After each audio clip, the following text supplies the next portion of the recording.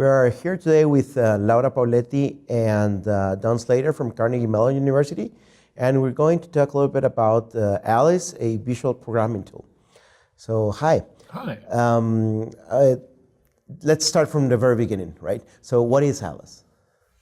Alice is a tool designed for introducing students who have never programmed before to computer science and programming, but it uses 3D graphics and animation so that students can build either simple stories or simple games, and it has a drag and drop interface so that they don't have to worry about syntax errors, and it's the first experience. Okay. It's for which age should that be? We think upper elementary in the United States. That would be fourth grade, the fourth grade on up. Why is a university like Carnegie Mellon investing in something like Alice? Because it started with Professor Randy Pausch, who was at Carnegie Mellon University, and his original field of research was virtual reality. And what happened was teachers from St. Joseph's University in Philadelphia, and Ithaca College in New York, Wanda Dan at Ithaca and Steve Cooper, were looking for tools for their students. And they saw Randy's demonstration of Alice, which had been originally designed for rapid prototyping of virtual reality. They saw this tool and said it could be very useful in an introductory programming context. And so they approached Randy about it, and he immediately bought into the idea. He thought it was a terrific idea, and he brought them onto the team. They developed the curriculum, and Randy and his team modified the tool, and it has stayed at Carnegie Mellon ever since. Okay. So it came from there. Oh, okay, great. How is it different than regular programming? Let's say for teachers that don't know a little bit about this, you talked about syntax errors and that kind of stuff, but how is it different? The context is different. And Laura, I think, will be able to talk to this a little bit too, I think, in the fact that instead of the traditional kind of text-based programming problems the students used to solve, what's the 57th Fibonacci number, for example. Right. It's now students are working with the computer in the way they're used to working with the computer, the kind of programs they're used to running. All right, so that they are playing games that are 3D. They're playing games that are very graphic and very interactive. When I was first started learning to program, those sort of text line-based programs that was my programming context, and it made sense for me to learn that kind of programming. But to have students go back and learn that kind of text-based program, it's foreign to them. They don't recognize it. And so what Alice does is it brings them forward into a context they're familiar with that we think is more engaging.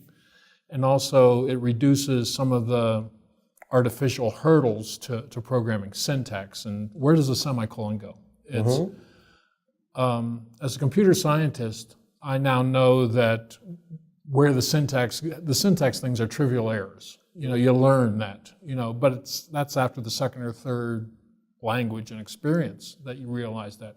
But that's a huge hurdle for the first time for students. And so with Alice, we don't think that's not important, but we think that can be held off. Let the students develop computational thinking skills, problem-solving skills, learn, and do something that they're interested in doing. So I understand that it lowers the barriers for entry-level programming. It's not just lowering the barriers, though. It's also opening it up to more different types of learners. So specifically people who might learn visually versus the students who would want to sit inside and code and just pure text all day. That appeals to a certain type of personality, whereas the more creative type might, want to be able to tell the stories and play the video games and stuff like that. Does it have an impact on the age that you can learn how to program? I don't know that we've ever looked at, our first emphasis in our studies was on the CS1 course. Does it help students stay in CS1 and then continue with the major? That was the very first problem we were interested in solving. When was that, sorry? Oh, that was Wanda's and Steve's work in the early 2000s, 2005, 2006. So their research, what they did is they identified high-risk students with poor math backgrounds or little programming experience.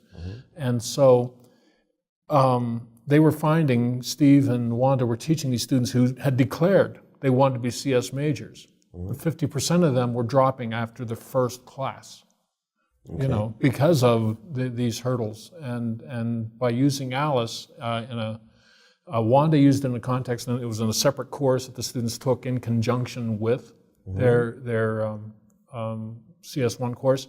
And in Steve's case, they took it at the same time as the CS1 course. It was a separate lab kind of unit. And in both cases, they found that retention went up to 70%, 70 to 75%, which is a significant number. Sure. And also the average went from a C to a high B, so that it was, so for that audience, it was really making an impact, solving a problem that Steve and Wanda identified. One of the examples that Wanda had was just the simple act of making a ball bounce in Alice made students who were previously not interested in learning math concepts suddenly coming to her and saying, you know what, this doesn't look realistic. I want to make this more realistic. How do I do that? And then she introduced, the concepts to make the ball bounce so that it actually looked like gravity was acting on the ball and stuff like that. So that's how it helps motivate students to actually want to learn, even beyond programming. So with the younger students and the work we've been doing in K-12, we're finding, particularly for young women, if they do not, by middle school, a lot of them have already identified what their careers are going to be. They have already made that choice in terms of, this is what I want to do. That seems to be true for young women. And if you're not introducing programming in any way till high school or even first year of college, then you've lost, half the population. Whereas if we can at least introduce them to programming in a way that they find fun, engaging, and in a context that is, as Laura was saying, allows them to express their creativity and show them that computer programming is not just looking at text and solving those kinds of problems. Caitlin Kelleher, one of Randy Pausch's graduate students, worked with a cohort of Girl Scouts, Brownies and Girl Scouts, 6th, 7th, 8th grade. And at the beginning of her work with them, she asked them, as part of the research, draw a picture of a computer scientist. And it was sort of the stereotypical, someone looks like me. And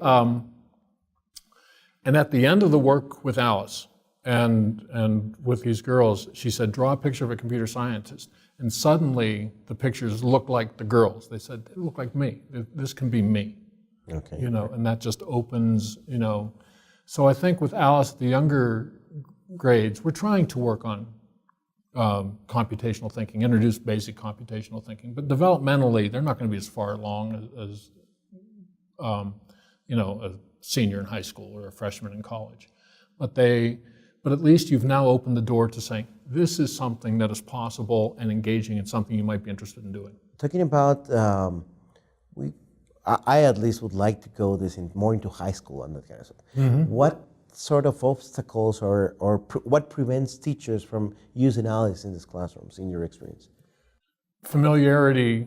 I'm of a certain age. I'm of a certain generation. All right, so 3D is new for me, the 3D environment. When I first started teaching with Alice, I sort of jumped in without any previous training, and I was fortunate that Wanda Dan, who is just our recently retired director of Alice, was doing sabbatical at Carnegie Mellon, and she was there on campus. And so as I was trying to work with it, I could go and ask her, all right, what is going on here? So understanding the 3D concept and why things worked a certain way with 3D graphics, and that I had no background in.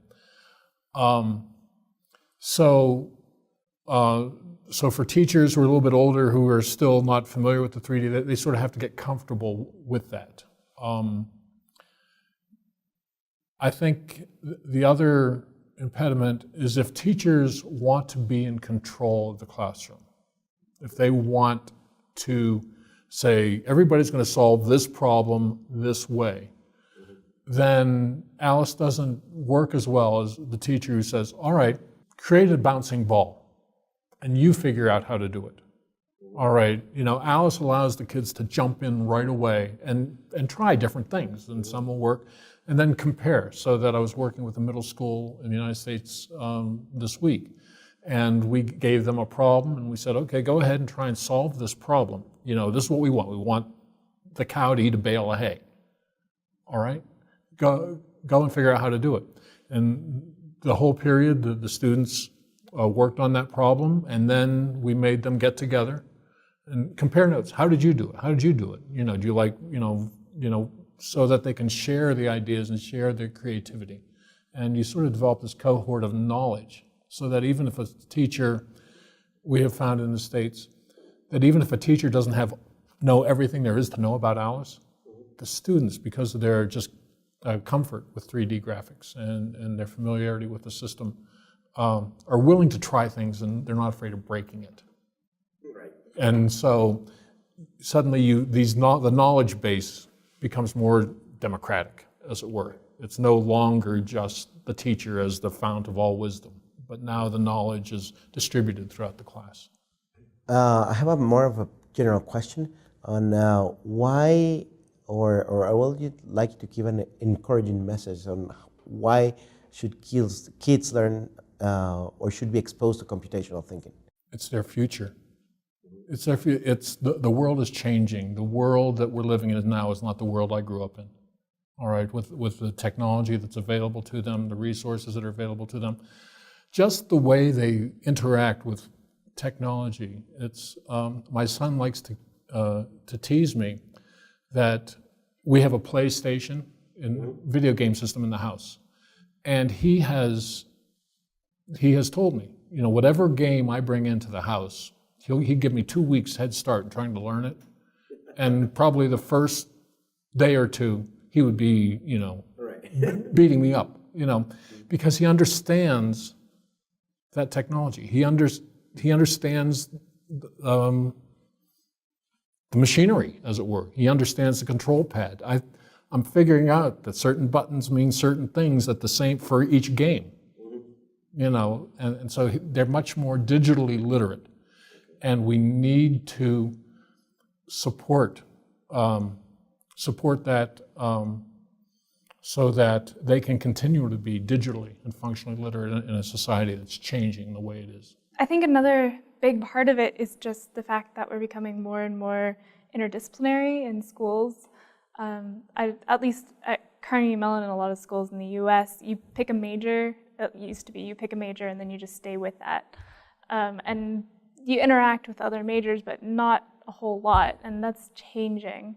And as a computer scientist and an artist, I found that even though my concentration is in art, knowing computer science and having a background in it and being able to talk to people about it has really helped just in group work and communicating. And yeah, so even if someone doesn't necessarily want to become a programmer when they graduate, then they want to go into design, or HCI is huge, or even I've had drama students who become computer scientists because they do the lighting design and they program all of that. So it's so useful to have that kind of ability to recognize that computer science is a language and a way of communicating. And yeah, I saw a statistic, and I don't know how accurate this is, but I saw somewhere that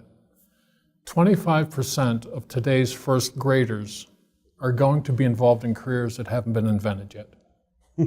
Right. And even from my own personal experience, I started off, I thought I was just going to be a teacher. I actually was more interested in teaching history than teaching computer science and everything else. And suddenly I've had a career path that no guidance counselor could have ever said, this is what you're going to do when you grow up. It wasn't in my parents' horizon, it wasn't in my own horizon. And the same thing is true for these students. Even if they're going to be in traditional careers, those careers are going to be different. The technology is going to change. The world is changing. And so students have to develop a flexibility in in thinking and in problem solving, and be able to jump on opportunities when they present themselves. And I firmly believe that being well grounded in computational thinking and problem solving, opens up that door to them. And you're going there to a thing that if you go to the idea of a computer science person from 20 years ago, creativity was not in the, it was not a word that it was even used. How do you see that a tool like Alice helps you go into this new world, exploring your creativity with the technology, which is not the traditional way of thinking about a computer science person? Well, actually, computers have been used in art for a very long time, but not, as you said, not a lot of people see that connection unless you're in the art world and you're specifically looking for it. So I see Alice as kind of like the gateway to that. Like, we introduce them to Alice, and then they can go on to like start looking at processing and Arduinos and like installations and these crazy data visualization that is happening now. And like I've seen people do live code artistic performances, which are really fascinating. So yeah, it's like the tip of the iceberg when it comes to using computers creatively. We are very fortunate to have Laura working with us, because she has brought a point of view to the Alice project that I did not have. I didn't have the experience to have, and that I came as a CS teacher wanting to solve the, and Laura is passionate about storytelling and creativity, and she has gone a long way in influencing, our point of view, and I'm still learning from her on that. And for example, in the textbook, we're developing a new textbook, and Laura, and the textbook is different in that it is a story that the students are going to be working, exploring, and solving different problems related to that story. And Laura is the primary architect of that story. And so how has that influenced sort of the way you see the way we're teaching Alice? Well, it was very, I want to make the stories told in Alice in the past have been very simple and haven't been very detailed, partially because of the limitations of the gallery in Alice 2 and early Alice 3. And now that we're expanding the gallery and we're trying to make it more reflect what students might see, like, in video games and stuff, not the fancy video games nowadays, but like at least like we're hitting a level where the students can actually feel like they're telling a story that they want to share like online and stuff like that. The textbook is taking that complexity one step further in that we're trying to really push students' storytelling skills in addition to their programming skills. And another thing that we've introduced in the textbook is like starter worlds or kind of like tutorial worlds where we give them Alice worlds that we built, like total environments built, and all they have to do is put the characters in and then just start telling their story, so that it kind of both teaches them what the possibilities of Alice are. Like if you just give the students a blank slate, they might not be able to come up with their own like ideas and not really know how to start. But if you show them examples, then they'll take those examples and start making their own things off of that. So thank you very much for being with us here. And thanks, Laura. Thanks, Don. And we'll hope to see you next time at UFM. Oh, thank you.